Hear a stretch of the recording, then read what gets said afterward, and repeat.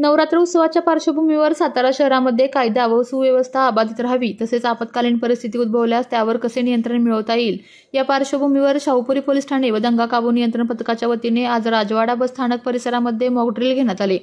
पोलिसांनी अचानक घेतलेल्या या मॉक ड्रिलमध्ये काही नागरिकांची तारांबळ उडाली, मात्र वस्तू येथे नाही कळताच नागरिकांनी देखील सुटकेचा निश्वास सोडला।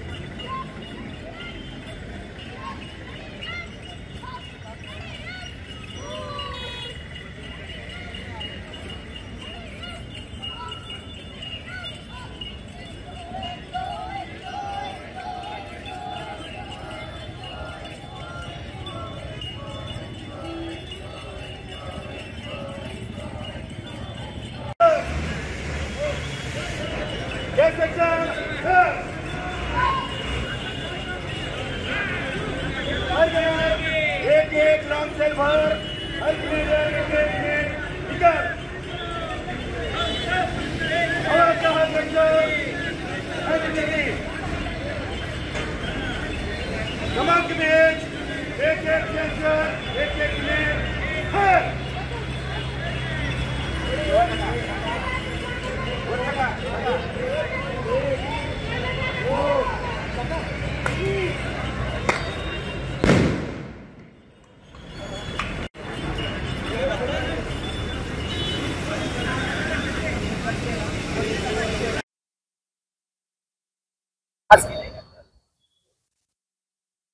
आज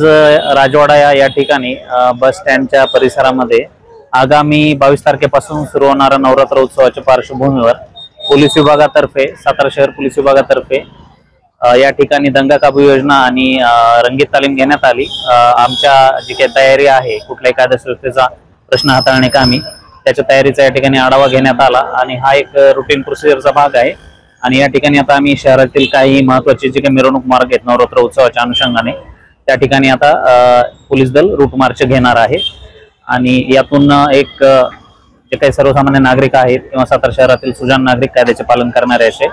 त्यांना एक आश्वस्तता मिळावी आणि तसेच सर्वांनी या उत्सव कालावधीमध्ये नियमांचं कायद्यांचं पालन करावं, कायदेशीर चौकटीत राहून आपले वर्तन ठेवावे